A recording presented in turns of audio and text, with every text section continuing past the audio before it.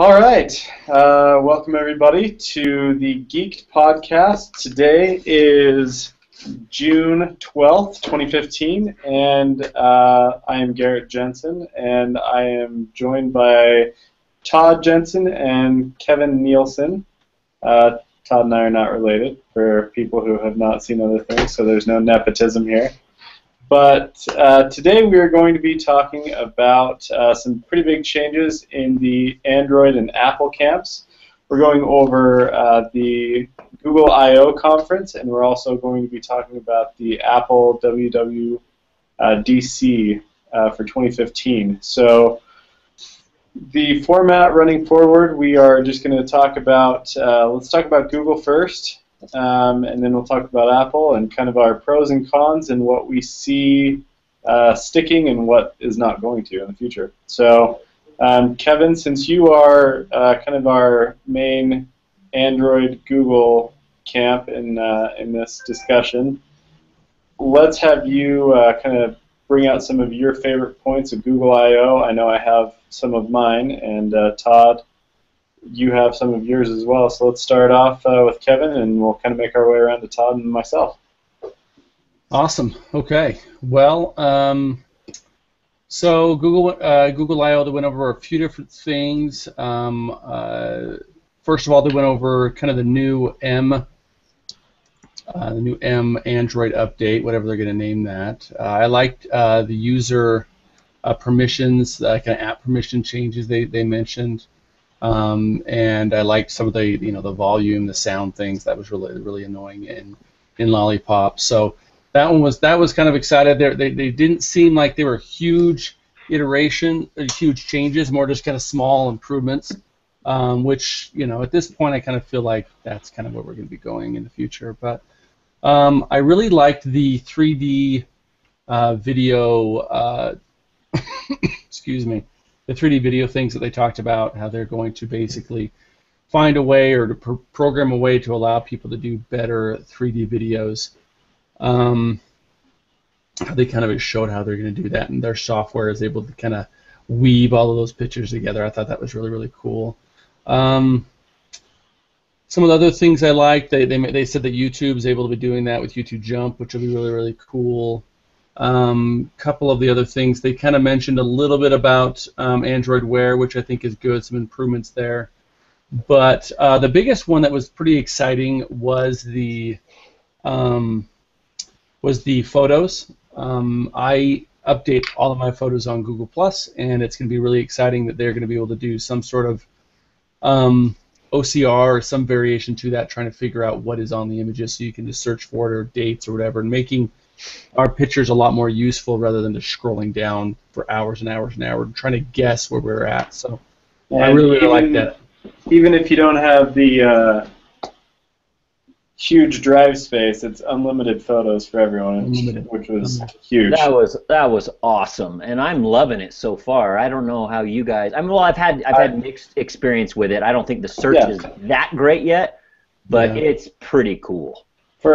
To upload all my photo stuff, considering I kind of do some photography stuff on the side, having external hard drives and just the space adds up and whatever, the fact that I can have a reference, even though they're not, you have the option to do lower res images, or you can do the full version that goes against your drive space, but even like the kind of dumbed down version, they still look super crisp and great, so I love it. Yeah, go ahead, Todd. I was just gonna say that's all that I really enjoyed. But that was kind of the biggest thing for me was the photos. So I loved it. I thought the photos really stole the show, and I think for end users, that's really where Google gets away from this. They're kind of these engineers and these geeks, and they've always struggled kind of with their normal brand and them feeling like they're a consumer brand. I know everyone uses Google, but that's because we want that to be super smart and stuff. But it seems like Google's always struggled creating a product or software and things that gets adopted by the masses, kind of the thing that Apple specializes in. And photos is the one thing where I think they're getting it right. They're so good with it, and people love their photos so much that I think this is an actual service that people will really use from now till, I don't know, the foreseeable future. I think this is the thing that they really do well at the consumer, the normal everyday consumer level. That in search, obviously, but now, and Gmail and calendar and contacts and a couple of. I mean, I guess to your point, I mean like a soft thing, like a nice fluffy warm thing that it gets to the human level. But you're right. I mean, they do a lot of things really well. I just think, boy, photos, they do so pretty well. Exciting. Now, Kev, before I throw it over to Todd and kind of his highlights and lowlights, we didn't get your lowlights from I/O and kind of your thoughts, and I already kind of know what yours is going to be, but tell everyone else. Yeah, well, my biggest disappointment is, you know, I bought a house a while ago, my second house, but this is the house that I'm, you know, excited about. My first house I didn't really love. This house I really like, and I'm excited to have it automated and excited to add some things to it, and this feels like the whole home automation and anything to do with automation on the home is just so wonky right now. You have so many different players and so many different things. You've got the Smart Things app, you've got the Revolve, you've got the Wink, you've got all these different things. And I'm hoping for Apple and Google, for both of them to come together, not together, but in their separate camps, but in them themselves, Google come together and then Apple come together with themselves and figure out a really good way of managing the entire home. And I think that what they said today was, not today, but when they announced, was so just like so early days that it was so disappointing that they're not further along on this, because to me this is such a big deal. And so that was my biggest disappointment. I was just really like, I totally thought that you were going to say NFC in the wearables. That's where I was super disappointed. I thought their wearable announcement. Now Kevin's right. Their home announcement stuff was pretty weak too. But I thought their wearable announcement was just as weak. And I mean, no NFC payment option. I think that is the killer app for watches in particular. And I just think they're whiffing it on that one. I really do. As good as they were on photos, I think that's how bad they were with these advancements in the home and with the wearable tech.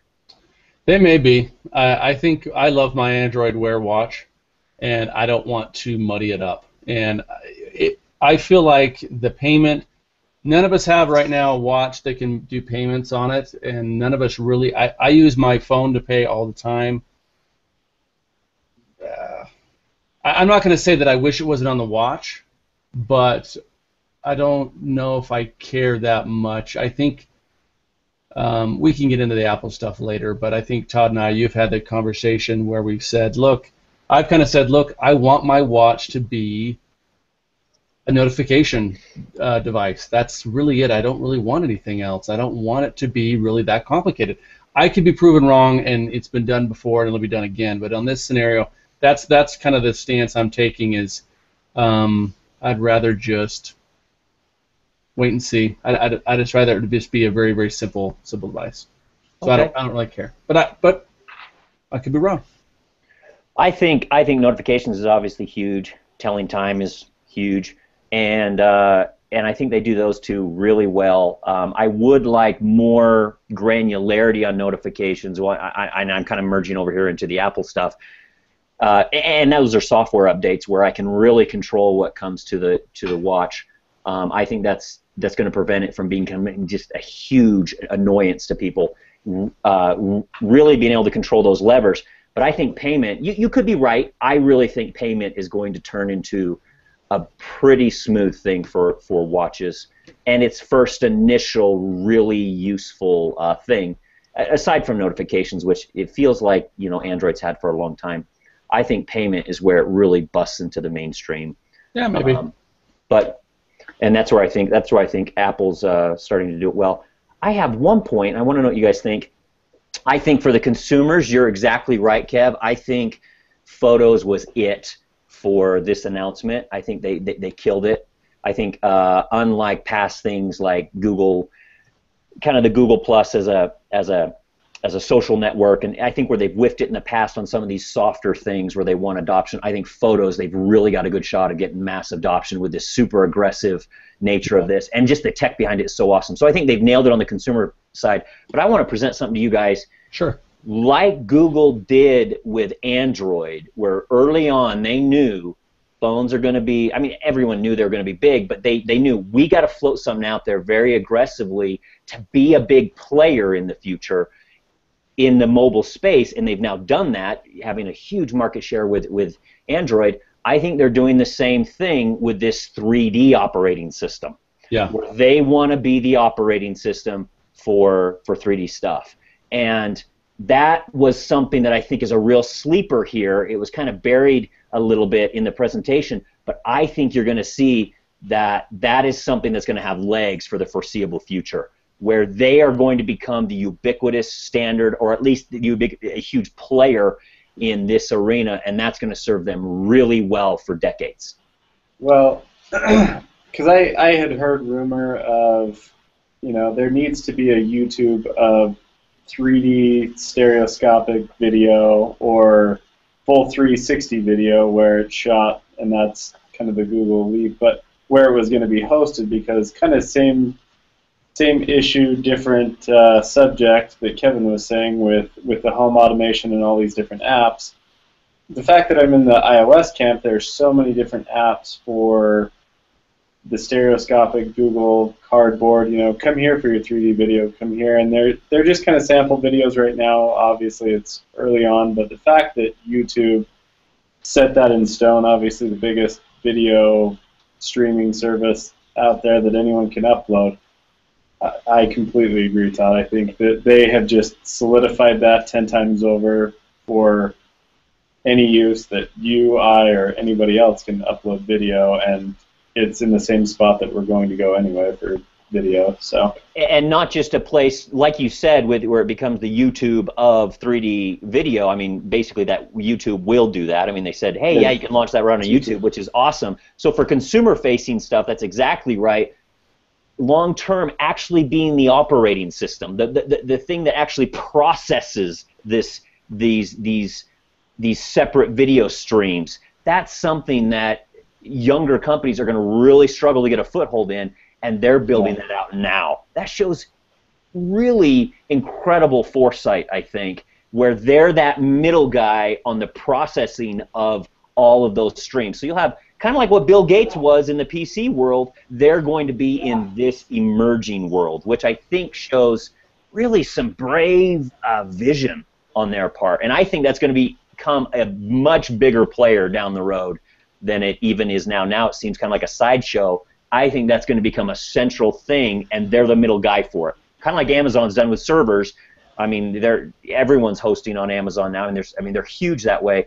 And it's kind of in the background that this is going to serve that kind of background processing and hosting element for the 3D video space. And I think that's just going to be a space that grows. Absolutely. Yeah, I'm excited.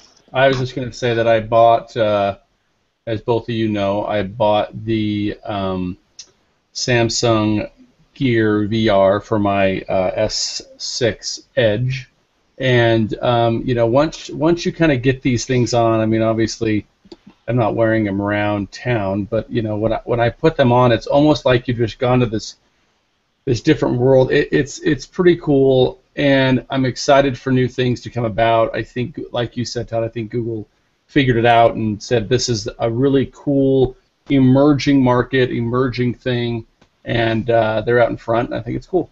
And they want to be the software that kind of runs it. And that central processing piece, as this gets bigger and bigger and bigger, I think they will just be probably the default in that. And I think that's pretty awesome. Yeah, and I think that's something that most people didn't recognize, and I think they'll be surprised in 5 years how big of a player Google is there. I want to throw one more thing out there just to kind of put a bow on this. I think what Google is doing, and I think they're doing a good job, and Todd, you referenced it during Google I/O, is Google is really good at saying we're going to create software that's going to be used across multiple platforms. when I say multiple, I usually mean Android and iOS. Microsoft Windows stuff doesn't do as well as far as the mobile piece. But they say, look, we've got Gmail, works really well on iOS.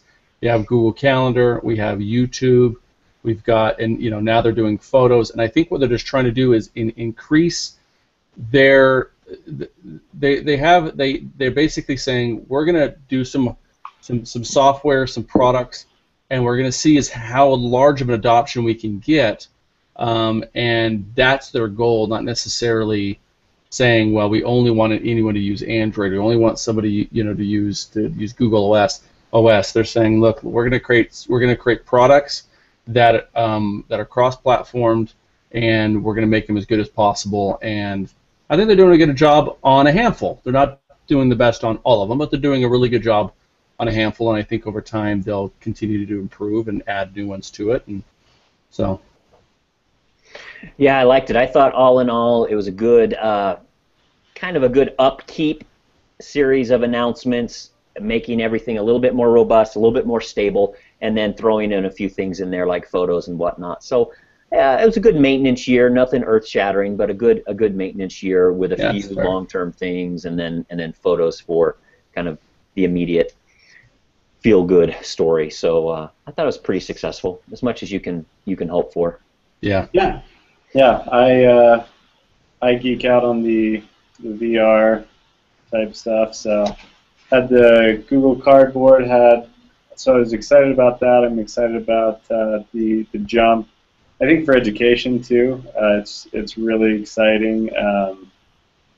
Just talking with my friends who are teachers, when I show this to them, it's still so early that we're pretty plugged in and we know what's going on, but so many of these people haven't even heard of Google Cardboard yet, and now we're kind of into the second year of I/O, to where it's exciting that people still don't know about it, and I love just geeking out and showing people and just kind of opening up new worlds. But that I'm really excited about, and kind of that barrier to entry with 360 video, with Jump, that's going to be huge.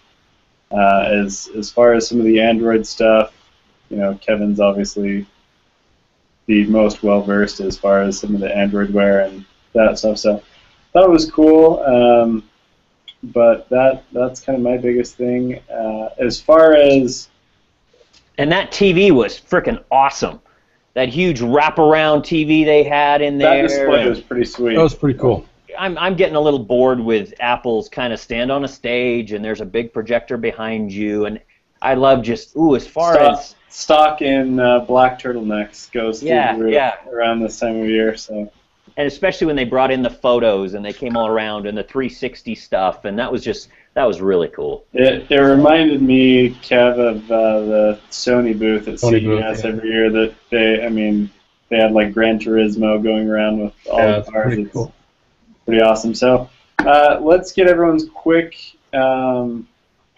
prediction. We're trying to make a little bit of a shift as far as the Geek podcast, to where each of us have one prediction on whatever the topic may be. We're going to have two predictions, one for Apple, one for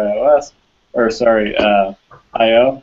So, Kevin, what is your main prediction that you see kind of sticking, and just to solidify things?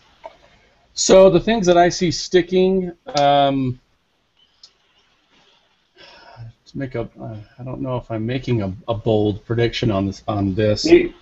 Yeah, this one I don't think we need to make huge bold predictions, but give it a timeline on what you see application-wise moving into the future. Whether it's 1 year, 5 year, if it's going to morph into something. I think that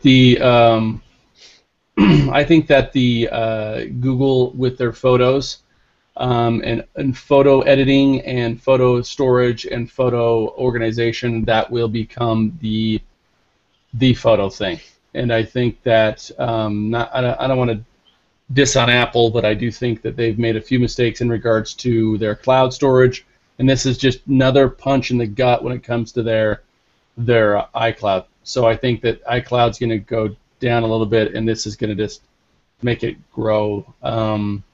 That's the only prediction that I am willing to really lay out there. Are the other things going to make a big push? I don't know. I think that's the one that I'm very confident is going to improve over time and really get a stronghold. Perfect. I'll throw a prediction out there. I think in 5 years, 3D operating system is as big as it's as big of a deal as computer operating systems are now. Not as they were as far as how they participate in everything, but you know how our standard PC operating system or standalone PC, mobile is actually the biggest player, but PC plays a huge role. I think that's about equal to what 3D will be, and I think Google will be the main player there as far as an operating system and as far as a place for this content to go and be sorted and found and enjoyed, much like things are found right now through search and things are enjoyed through YouTube. I think they're as big of a player in the 3D world, and I think everyone's going to be surprised that they've kind of snuck up on us with that, and that they'll be the leader from the get-go. The other thing, and this one's a little nuanced, I think search as we know it, we start to see that it's changing. It's going mobile more and more, and Google Now and search almost merge, and the search experience within 3 years is going to be totally different. There's not going to be going to Google and typing in a search phrase. It will be on your phone, and the first thing that things, almost think of them as a series of circles, expanding circles. And in that middle search, imagine when I type a search, the very first thing that comes up on my phone, or the very first thing that's considered or that's weighted in that search algorithm, is me and what's on my phone. Yeah. Next, it's what about my contacts and my communication with those contacts on my phone. And then it will then extend, what about me and my contacts on the internet, and then what about the internet in general. And that's the priority that search is now going to take. We're not going to see those layers, but we're going to feel that. Meaning when I search something through Google Now or through Siri, or sorry, not Google Now, but OK Google, it's going to first bring up images and things like that that are on my phone or the cloud through my phone. Then it's going to bring up context and contacts and messaging and texts and stuff that I've had, and then it's going to bring up my social circle, and then it's going to bring up the internet in general. Where I think we're totally backwards of that right now with the search experience. The phone is so personal and intimate, it is going to make search personal and intimate. And we all have these databases of data, these databases of info that we've been capturing. So the very first thing that's going to be searched is what I've created and what I've done and so I think you're going to see search becomes incredibly intimate, and then expands from there, and all that will be coming through our phones. A totally different search experience in 3 years. That's my prediction. Interesting. And I think they laid out the groundwork for some of that with these updates. Yeah, they mentioned that a few things, more intelligent searching. Yeah, okay. So imagine right now you do a search, and and you see a blend of results, almost prioritized based off of what you've clicked on and how you've wanted this to display in the past, where, well, here's the photos that you've taken that have to do with that. Here's some stuff that you've tweeted or that you've posted on Facebook that has something to do with that. And here's a text message that you had with Garrett that has to do with that topic, or an email that you sent that had to do with that topic. He just belittles me in text messages, and I am so. Well, think of all the things that we search for, and we're like, oh, Garrett sent that to me on a Google Hangout. What was that, like 2 or 3 months ago? So much of what we want to search now is buried in that stream, so it's going to be searchable and presented in that same search experience, and then the internet in mass, like that big anonymous internet, will be last priority, because we're going to be finding more and more of our searches have to do with our digital relationship with our phone and with the people that we've connected with that phone first. Then the world in general will be laid on top of that. So I think search as we know it, totally different in 3 years. Okay. Interesting. I think you said something there that I probably would disagree on, where the Dun, dun, dun. the outside world is second priority. I don't know if that will be the case. I think they'll want to overlay them both together, intertwine them together. Right. I think the algorithm will be, though, I think from the outside you're exactly right. I think the algorithm will be such, though, and I think that they'll find from human behavior that the first things I want searched and that I want pulled up are my immediate conversations that I've had, my files that I've sent, my emails that I've sent. So it's going to search that context and give it good weight. Sure. And then it will then attach the outside world to that. I don't think we'll see any of that going on. It's just going to be more and more personal as time goes on. It's going to have more incredibly personal. And yeah, it'll do it all at the same time. And I think what they'll find is that human behavior is, or we're creating so much content and having so many conversations and referring to some of those things, that those are the things that we're going to rely on more. Yeah. For example, when I'm looking for a plumber in 3 years, I'm not just going to go to this anonymous internet. I'm going to say, someone on Facebook recommended a plumber, like, I don't know what it was, 6 months ago, just in passing, and we'll do a search, and their recommendation, that conversation that we liked or that we participated in, is going to have at least equal, I think, more weight than some anonymous result of a plumber. Does that make sense? Or one of your friends reviewed this plumber, and we figured out he was your friend through your contacts in your phone. And they mentioned it on Google Plus 6 months ago, and that's now going to stream through. So exactly. A friend of a friend. I mean, yeah, they're gonna go through that. I agree. Just think of how many. Go ahead, Garrett. The part of me that, tad bit disagrees is just because of the fact that since I'm looking at Google Analytics a lot of the time, looking up the organic search and trying to break that down, a lot of people are doing the do not follow what I'm looking at or aren't logged in, so it doesn't, pull up the search results. Just looking at like people's paranoia now, I don't know if people are that willing to open up absolutely everything. It's like it's contingent on what I want to search, and I'll do the like Google, just take a back seat as much as you can, and I'm going to try to look for that just because I've seen for clients trying to find how people found them, it's a little gray on that end of the spectrum.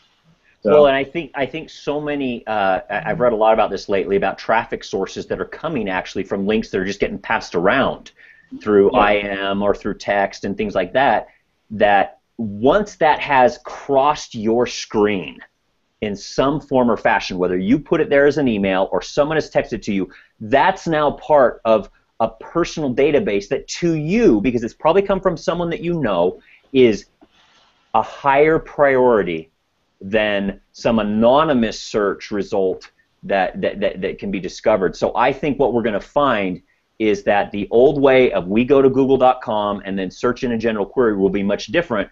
It will be voice over our phone, and it is going to blend all of these things in. So maybe the world can't see my email, but I want Google to see my email because I want it to be searching my email at the same time as it's searching the internet and searching my social circles for an answer to my query. Now, I think you pointed at something, Garrett, and that leads me into the Apple.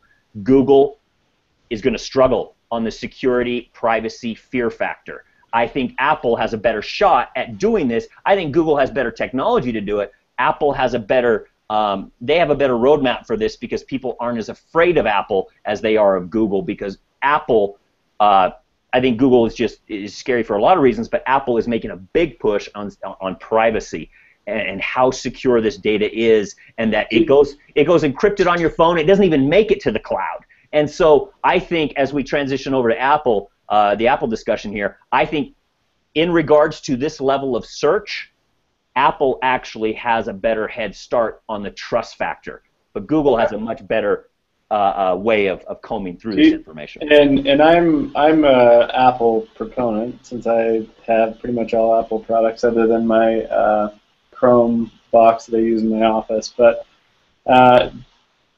as far as safety stuff, I don't really do any of my photos via iCloud because of like the big. I mean, not that I have any incriminating photos or anything like that, but as far as safety goes on the Apple front, is it just because they were playing cleanup after all the celebrity stuff got leaked and everything? So I don't know if I actually feel safer.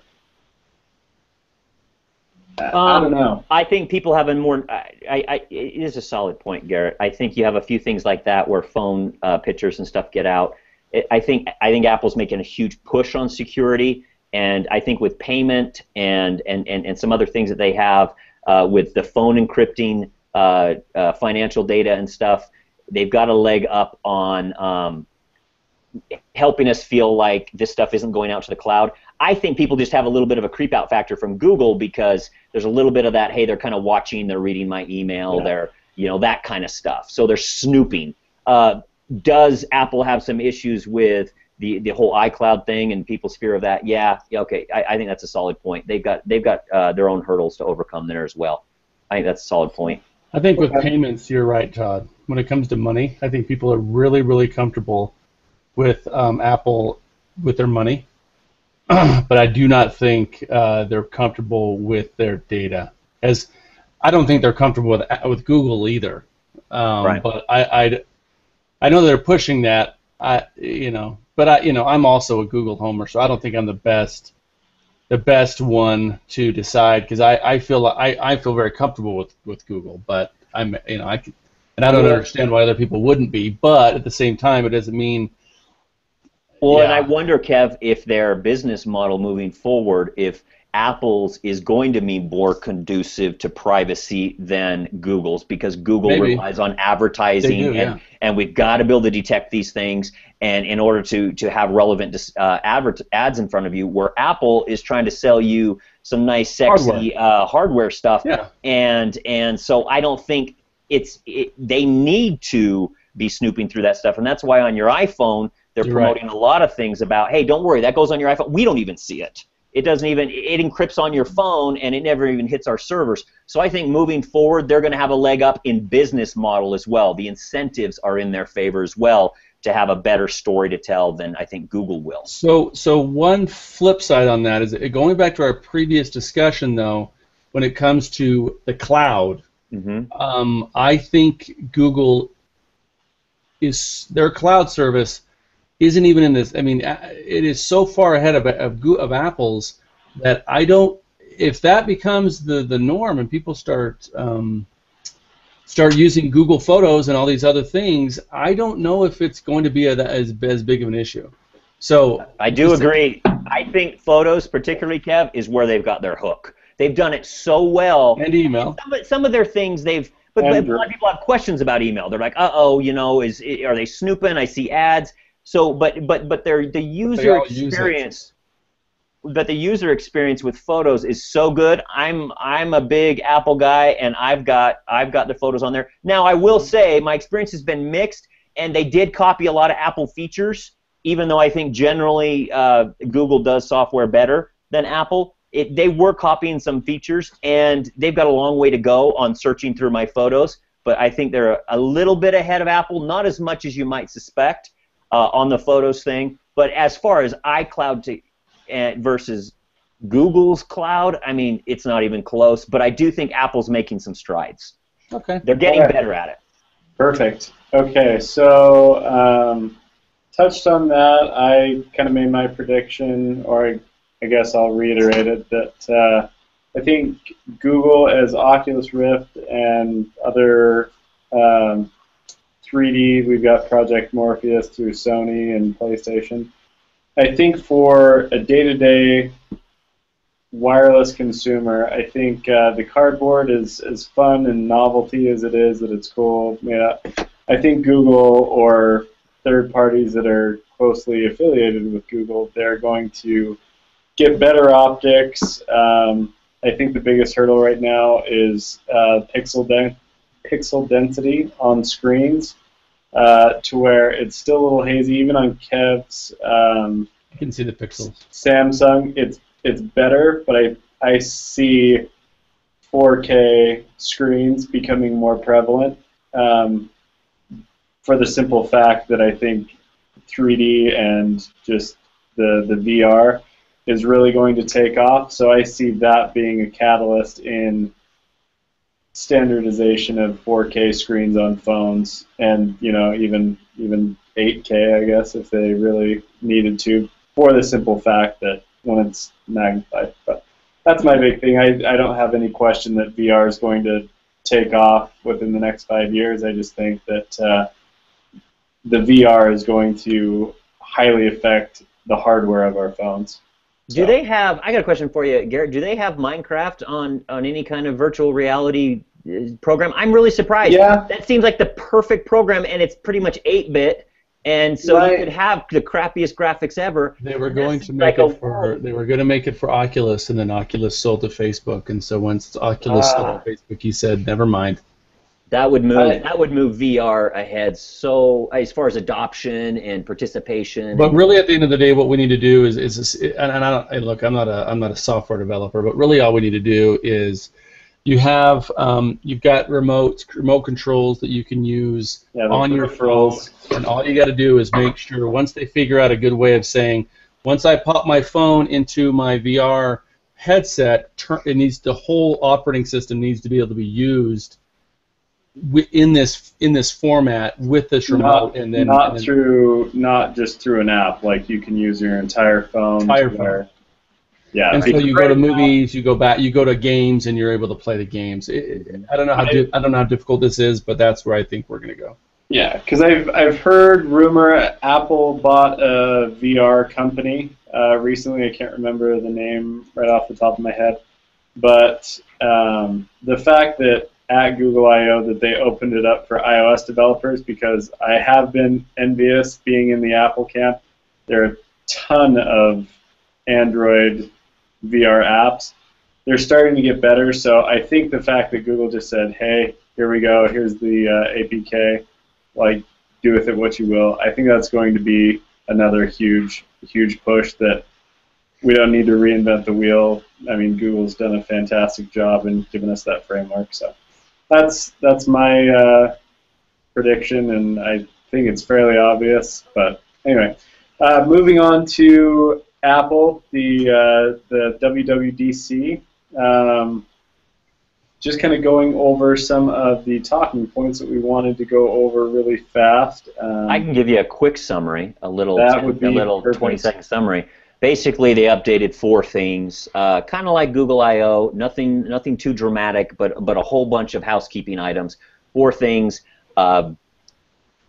Mac OS was updated, kind of a sub-update, like a mountain lion and a snow leopard update. So just a minor update there.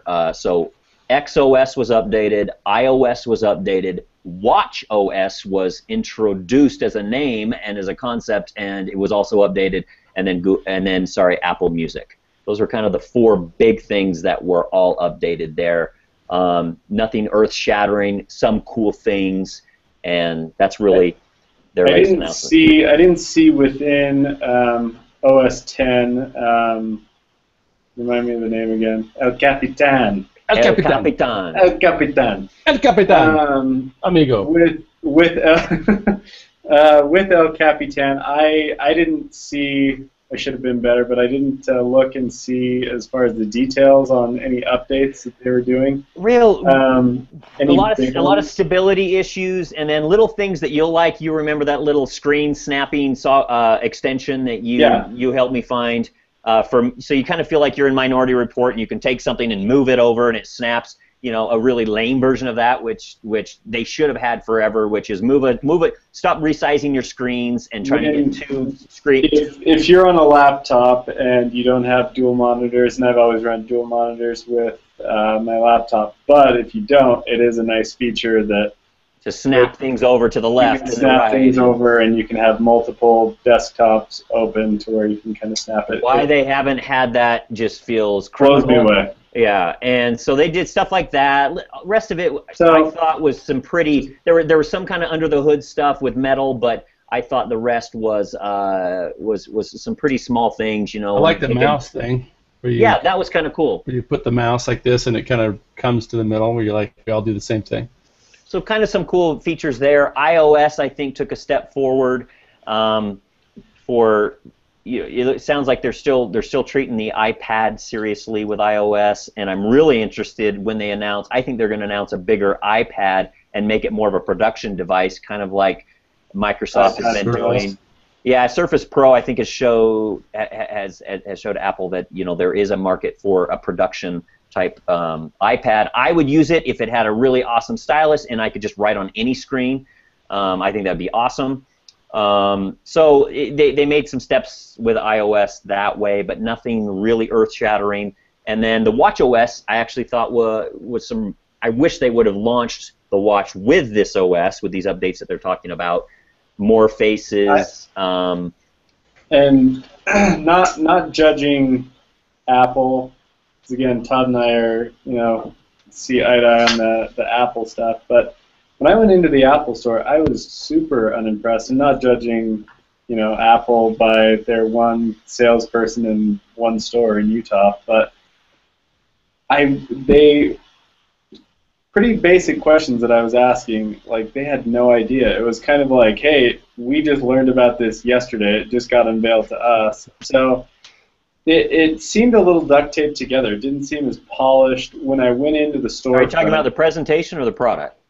Presentation and just the product, even the product, I won't lie, Todd, I wasn't thrilled with it. I was absolutely floored. It was better than I expected. It did feel thin, like, I got to get deeper, and I got to remember this is just a glancing device. This isn't something that you're going to be, writing a college thesis on.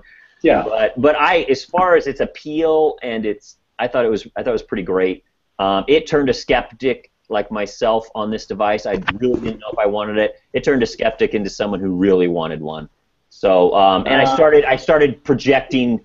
A lot of it is based off of I'm projecting future Christmases when they launch cooler things. So not always just what it is now, but what it could become. Really made me think, okay, I need to get this because in 6 months it's going to feel like an unexpected birthday when they come out with some cool new feature. And so I'm really excited for what app developers can create. And Todd, with your countless tattoos all over the place, since we're covered, that was kind of the only big issue that I had heard. Tattoo gate. The tattoo gate. Yeah. You have to say gate on the end of it. I know. I don't get it. Thanks, Richard Nixon. Yeah, it happened. It's not really Richard Nixon's fault. It's the person that named the building Watergate. That's who we should blame. That's his fault. We can't even blame Richard Nixon anymore. But I will tell you a cool feature that you know what I think I think telling time, notifications are the basics that a phone needs to do. Yeah. I think payment is going to be a real good killer app. Dang it, if they would have taken the Steve Jobs model and just controlled the payment from beginning all the way to end, I think it'd be even a better experience. I still think it's too clunky. You still got to push too many buttons on the actual kiosk device that you're swiping over. But I think that their little time travel option, did you guys see that? I think that's going to be a fun and incredibly useful tool. It's the digital crown. Go to their website. They do a better job demoing it in the keynote. But if you go to their website, that little digital crown, and I actually was impressed by the tactical feel of the digital crown. It gave you a little bit of that. Kevin, you and I talked about this. It gives you a little bit of that mechanism feel of, okay, I'm dealing with something mechanical. It just has a little bit of that that tactile feedback, which I love. Well, you just scroll it up or scroll it down, and they call it time travel. I know Pebble does a version of it, which is really lame. It's called Timeline. But any of your items displayed on your watch will scroll back in time or scroll forward in time.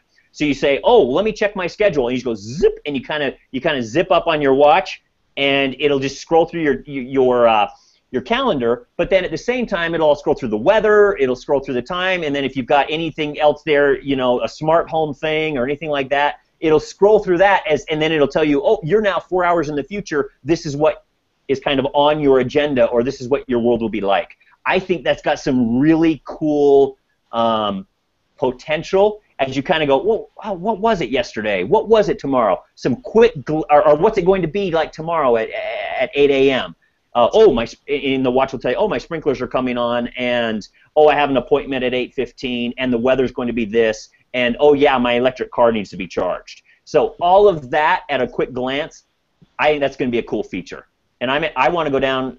Well, when I get my watch, I'm excited for that update to come, just so I can play with stuff like that. I think that's going to turn out to be a really practical thing that people like. But now, Todd, since you do have Apple products, as far as the Siri goes proactive. Yeah, there's definitely some catch-up there. Huge catch-up. It infuriates me when it does not work well, and then I see, Google Now. It's just pretty seamless. Google's got Siri it just puts me in a bad mood just talking about it. Mine's getting better. I feel like mine's getting better, but I would think with the mountains of money they're sitting on, they ought to just take half of that money and just say, we are going to dominate voice recognition and get as good at predictive type things as Google Now is. Now, they don't have as many signals as Google Now, so I think as Google has. So I think they're going to struggle. But man, they've got to get this down. I've heard that on the watch, Siri is better than it is on your phone for some crazy reason. I'm hoping it gets better. I still look at that like it's a 16-year-old LeBron James that's awkward and clumsy, but will someday be great. But voice recognition stuff, it's still disappointing. I mean, 90% of my text, instant messages, emails, I do voice to text, and that has been pretty good. It's just Siri is clunky, so I'm really excited to see this proactive. See if it is a big upgrade. Anything is going to be a big upgrade. And it's understanding of context. So when you say the word "this," what was that? They'll know that it's in reference to. Oh, I was talking about my wife. So or I was talking about my car. So when I say this, it knows it means my car. Or when I say her, it knows I meant my wife. And so that kind of contextual stuff is where it really gets cool. But I think Apple's behind Google on this one, and I think they've got some. I think they've got a ways to go. But I'm excited to see them get there, and I think they can. It's exciting. I'm really excited to just look at my watch and say, and just start dictating things, dictating emails, and then have those emails read back to me. I think that's another thing that I can't wait for. Perfect. One of the things that I think on Kevin's wish list, where he was saying that wishing that Android and iOS would come together, the HomeKit, as far as the developer platform, and we saw it at Google I/O. It was a little, they barely brushed over it as far as what they want to do. But I'm hoping, I'm kind of in Kevin's same shoes. I'm currently house hunting, and ideally, just making sure, I can put this here and automate this, and so just kind of looking on a small scale. So now it's become more prevalent to me that I definitely want everything kind of synced rather than a file folder of 10 different apps that, do 10 different things. I just kind of want it all in one place. So. Well, it's going to be fun as these things all start merging together, and I feel like we've got all of these great players, and they just haven't been. They're on the same team. They just haven't learned to work with each other. They haven't got the chemistry down, and I'm really excited over the next couple of years. I think you're going to start seeing this all click into place, both in the Google ecosystem and in the Apple ecosystem, and I think you're going to see Amazon play a big role here too. I think they're a sleeper in the voice command and in the home, in the smart home arena. I think Amazon has got some things up their sleeve because they've been dabbling in this for a while. With Amazon, with like the home automation, I was on the waiting list for that Amazon Echo, but it seemed like it played a lot better with the Kindle and everything. I mean, if you have Amazon product. So I was going to buy the bulb for $99. It seemed kind of cool, but I ended up holding off, and I don't know anyone I haven't read any reviews on the whole Echo system, and kind I of heard how it. it's I heard it working. launched okay, but Amazon silently or very quietly under the radar, I think, is getting very good with the voice stuff. And Okay. a lot of the reviews and stuff I've been reading lately, that they're a sleeper here, and they really got some potential. Do we know anyone who has an Amazon phone? No, I don't. I don't know And one. I don't know if it was the price range that put them out there. Like, I think when Kevin and I both looked at the phone, it was exponentially higher than it should have been. Yeah, I think there's more of them sitting in landfills than there are in people's pockets. I mean, I think it's they're really still sad. sitting at the Amazon warehouse. They didn't even get picked up. Like, They're holding. the They're drone holding doors department open. was just parked. All the drones, no deliveries in that department. So That's sad. I don't want It's to get sad. down this Amazon. I just don't. Amazon and hardware. No, I not good. Not Yeah. good. They need to provide a platform on other people's hardware. They just cannot do anything else. now, Kindle, I think, was a rare exception Yep. for them. Yeah. now the biggest thing that I want kind of all three of us, and this is kind of how we can close it out, is I would say that all of us having headphones on is not a rarity, that we're all kind of audiophiles listening to music, video, whatever, throughout the day as we're working. Apple's music streaming service. Kevin, you've kind of been quiet, so what do you use as your, even if you have a handful, your music streaming service, and then Todd, and then myself? If it's multiple, it's great. If it's, whatever. I use Pandora primarily. I subscribe to Pandora. I also use Google All Access. I've signed up for it, canceled it, signed up for it again. We can get into reasons on why I canceled it later, but I use Pandora primarily. And then I also use, like, if you say, "Hey Kevin, you're going to sit there and listen to something at your desk," it's going to be either Pandora, Google All Access, or Pocket Caster or Pocket Cast. What is that called? It's my favorite. That's your podcast. Yeah, it's my favorite. It's my favorite app by far, but I always forget the name. It's Pocket Cast. It's like, no, it's my app, favorite child. I forget which one you Forget are. your name. Your favorite, I know promise. it's Pocket Cast. So those are the three I use exclusively. I don't use anything else other than maybe Google Drive if I upload something. Okay. I listen to Spotify a lot, and then I'll say YouTube for music. And I think a lot of younger premium? people are like that too. No, I just search a song, and you'll see a whole playlist in there, and right there on YouTube. And this is what a lot of younger kids are doing too. They just play the stuff off of YouTube, and sometimes they'll have lyrics showing up on the screen, or they'll just have an image that sits there. And I would dare say, I think it's debatable who's making more money in music. You don't count, iTunes purchases, but streaming music, I might say Google off of YouTube. Because young people, that's how they listen to music, is over YouTube. Now, do you You're so young and hip, Todd. Yeah, that's right. That's my old man trying to be cool and saying things like dope and sick. Rest to death. I listen to music on that. And then as far as podcasts, I listen to iTunes podcast. The podcast. Yeah. Now I know that we're all in the office the majority of the time, but do you guys, let's say that you're on the road, is it same answer? Is it desktop versus, streaming stuff through your phone, or are you? Yep.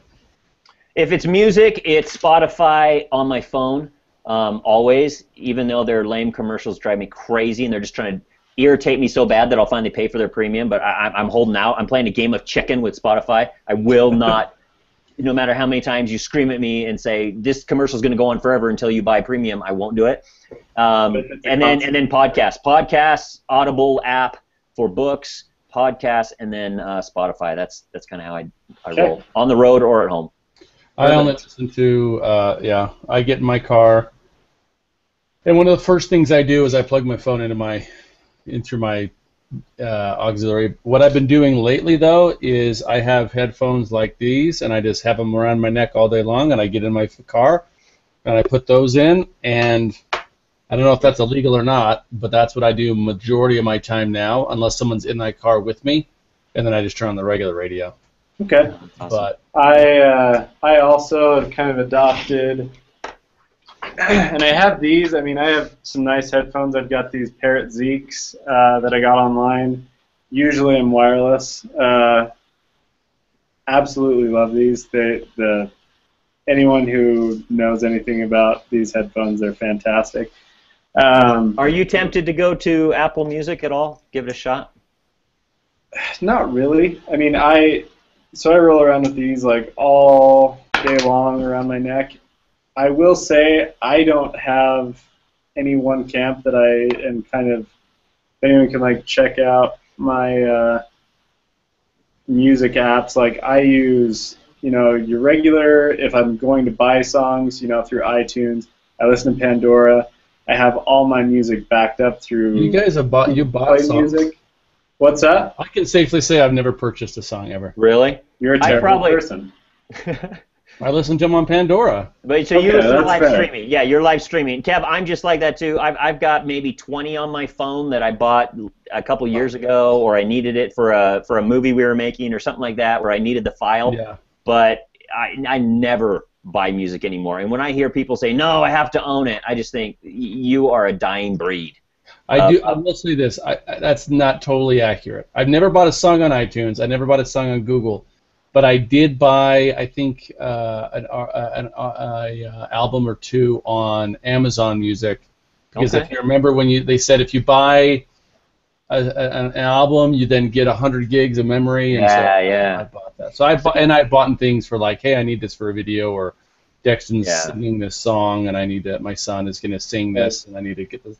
But it's overwhelming live, just streaming music, right? Yeah, 100. Right now, 100%. That's how I am. So I have Spotify. I know they came out with their cool new, as you're working out, it will make a custom playlist to the beat of how fast you're working out, which it's kind of novelty, whatever. But Amazon Music that comes free with your Prime membership, I use that. Sometimes at the gym, just a new playlist that I don't normally have.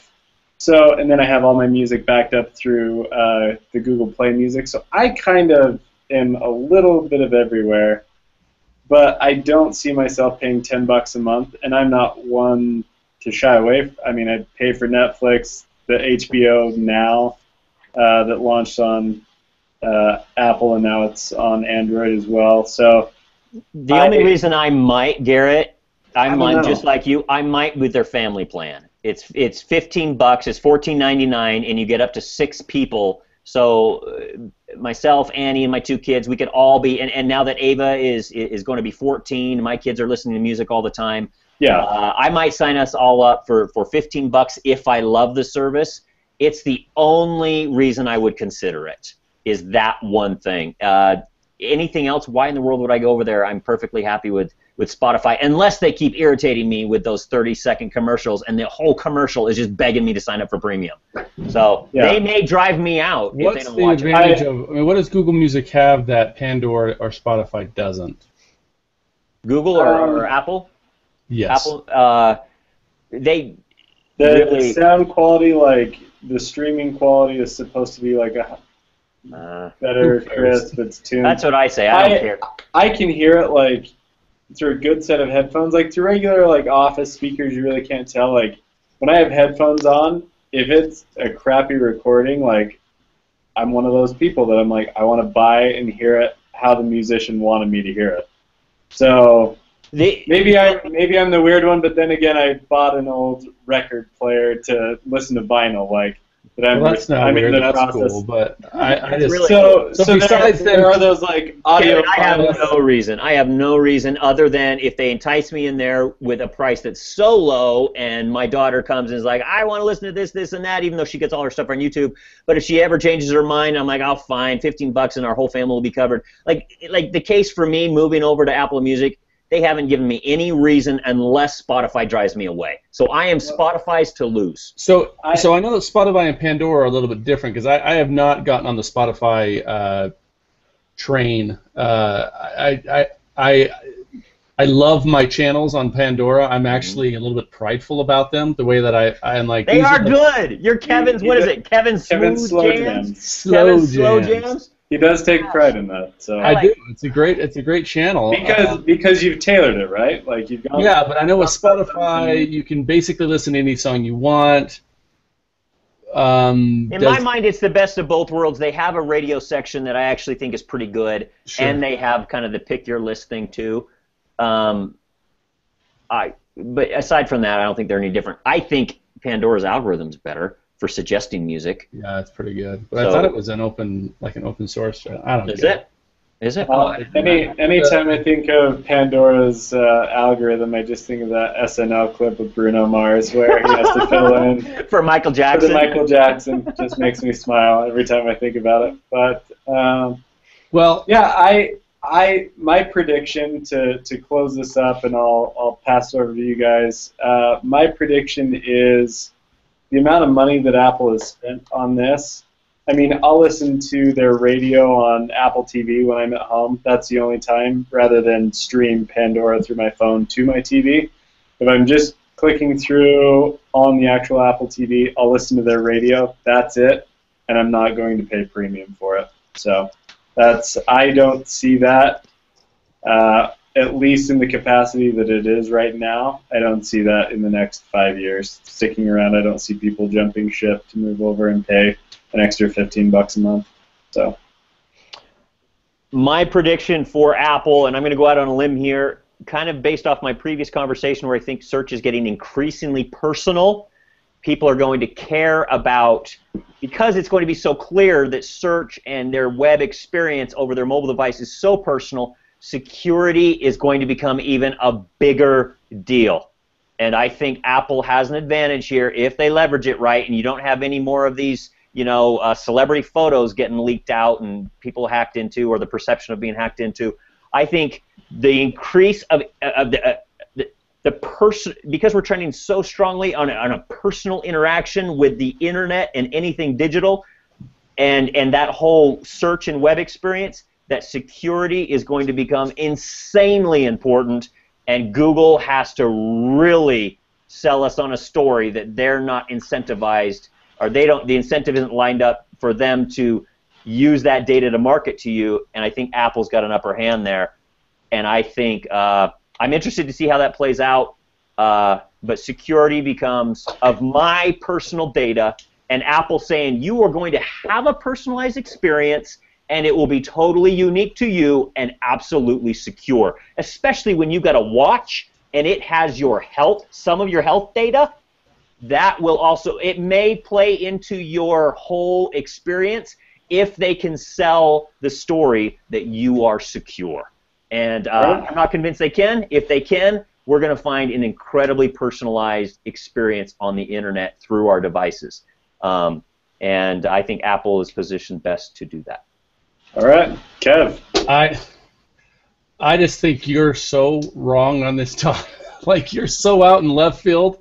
Apple is the one that has to prove that they are the ones that are not going to leak your information again. Google has never had this problem. And I don't think they're going to. But it's a creep out factor. I leaked your nudies. I'm sorry that I leaked your nudies from the gym. Granted, the leak issue. They're never going to do it. It's not. They leaked, and Google is very good at protecting your data. I think the creep out factor is a 5-year-old argument. I don't think people care anymore. But I think once it will become personalized in your face. But it won't work. Experience becomes a personal. What you're suggesting won't work unless they are able to get to your emails. And you're saying Apple's going to be able to do the same thing without going through your emails. They have to have all this stuff open. Otherwise, what you just said earlier about having a very personalized experience won't work.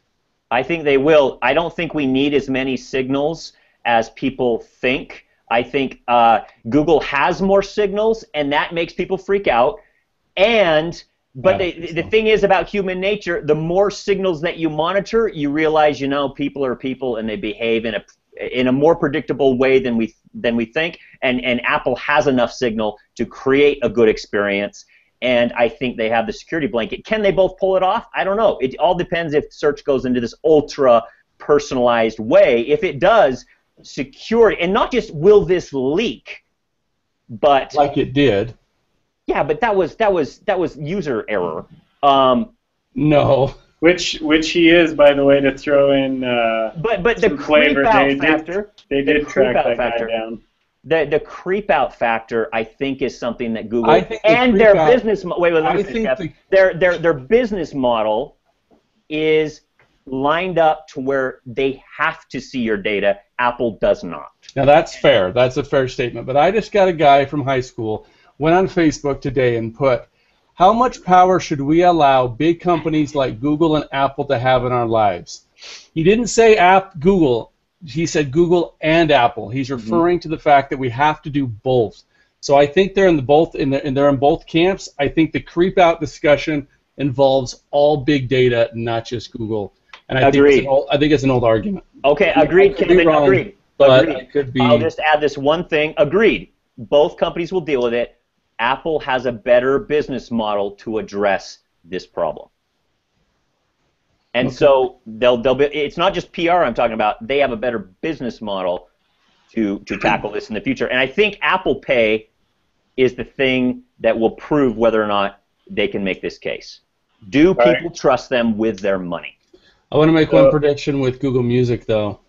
I think Google Apple Music. Apple Music. I'm sorry. I want to make one prediction with Apple Music. I'm sorry.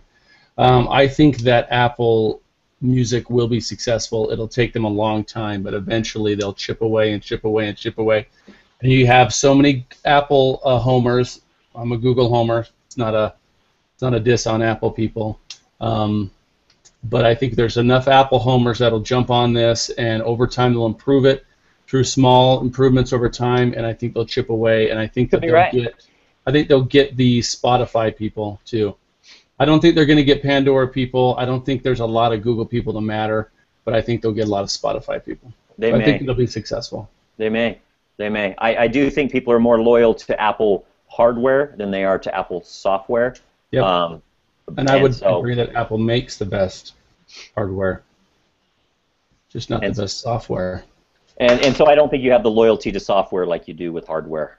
Me being the perfect case study. I don't know if that's true. You take away your Gmail, Todd? You're going to be okay if I take away your Gmail? Wait, no, what I said was I'm not as loyal to Apple software as I am to Apple hardware. Oh. So my point is, I don't think people are going to have as hard of a time. But it's a good point. I don't think people are going to have as hard a time. I don't think that point you made about loyalty and people switching over based off loyalty, I think that it's more on the hardware side than the software side. Cool. All right, guys. Well, that was our first podcast in a long while, but we're trying to get back into the rhythm. So cool. Thanks for all of those who viewed in. We sent out the link to a few people, but eventually we are going to have like the live Q&A, and so trying to balance that during the show as well. But we are going to get better at putting our predictions, setting a date on those. And so we're moving forward. That's kind of the plan, but we appreciate you bearing with us and watching in. So thanks, guys. Thanks. We'll see you guys. That's it.